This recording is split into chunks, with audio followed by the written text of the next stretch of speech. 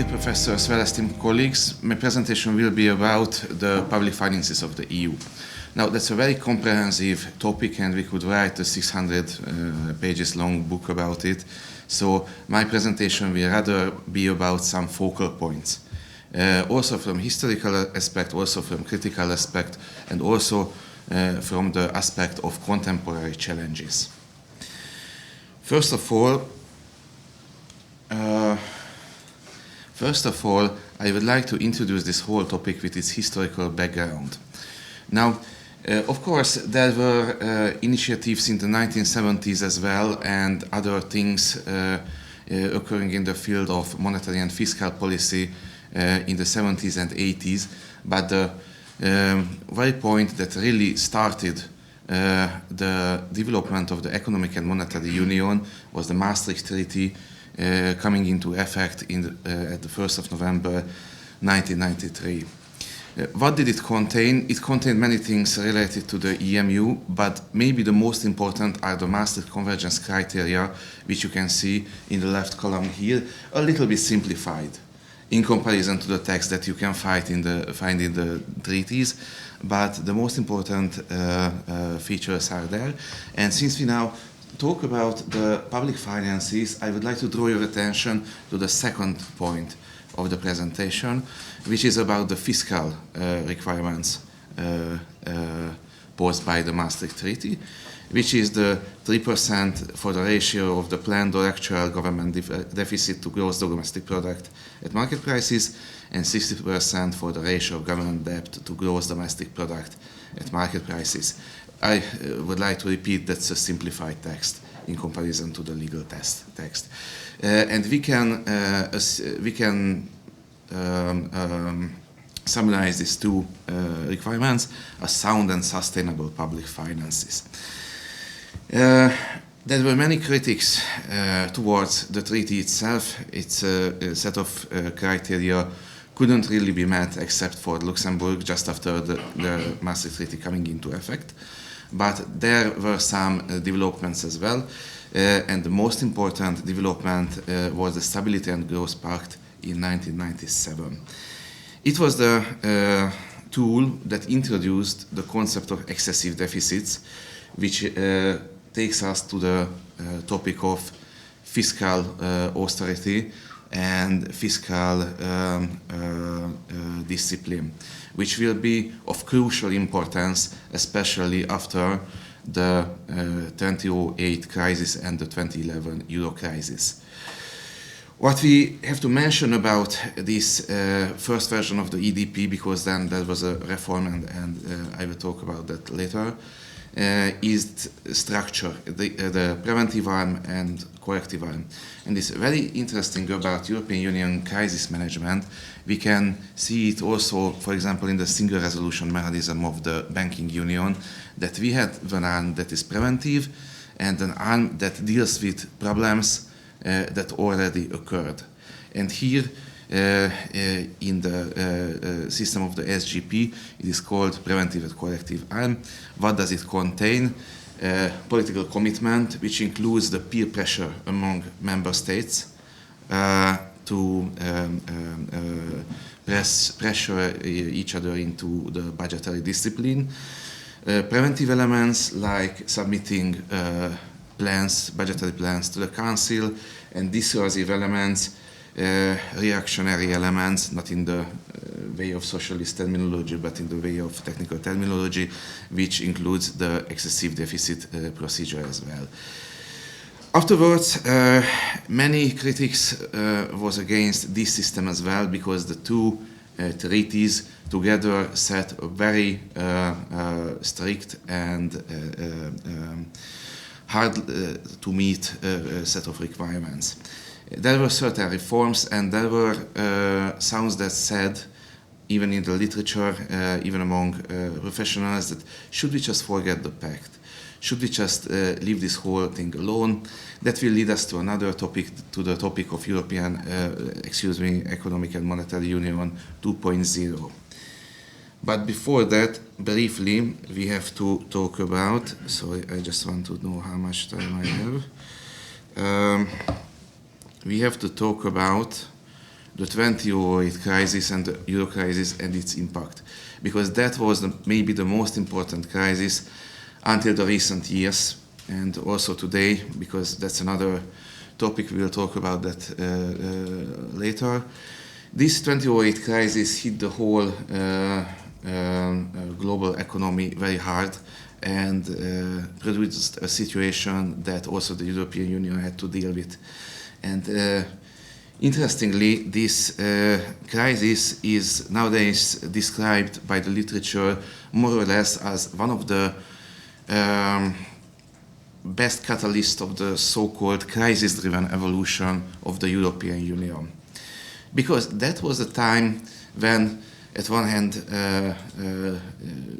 noteworthy institutional innovations were brought about, such as the three supervisory authorities and the banking union.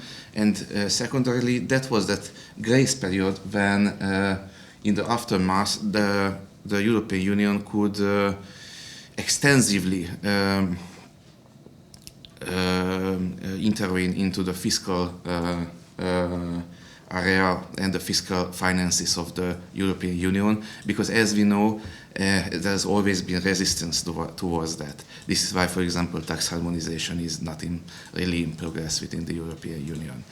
What were the main features of this whole crisis management process?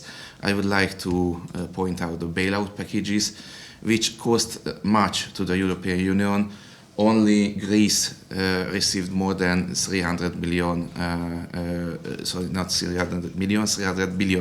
euros as bailout packages in 3 steps, and that hit hard the budget of the EU as well. Then there was the European Stability Mechanism, the famous fiscal compact, the six-pack and two-pack, which were a group of legal sources. Six-pack introduced some noteworthy elements as well, like the macroeconomic imbalance procedure. And in general, in that ball you can see the comprehensive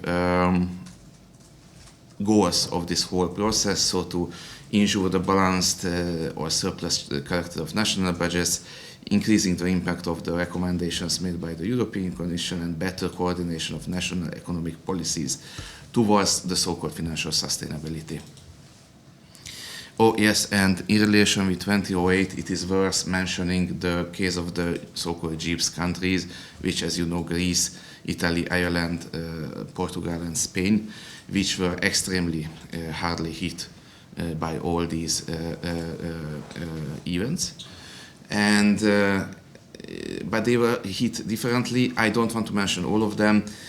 For example, there are some curiosities everywhere, how the Italian banking system is historically undercapitalized and therefore more exposed to crisis, how Ireland suffered, fortunately only a risk and not a real crisis because of the later Brexit, because fortunately the Brexit negotiations covered this issue. Or Greece, who were the record holders in the growth of state aid. After this, we briefly have to address the issue of Economic and Monetary Union 2.0. I would like to simplify it into 2 major topics. First of all, them is the thing that the Economic and Monetary Union should be completed.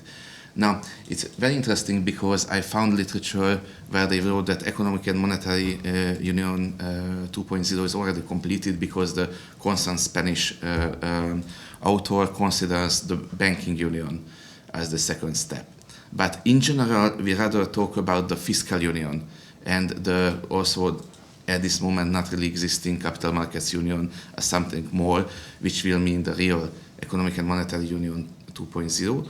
The other major issue with this Economic and Monetary Union 2.0 is the possible reconsideration of the set of criteria and the set of regulatory framework brought in by the Maastricht Treaty and the Stability and Growth Pact. And there were some statements and documents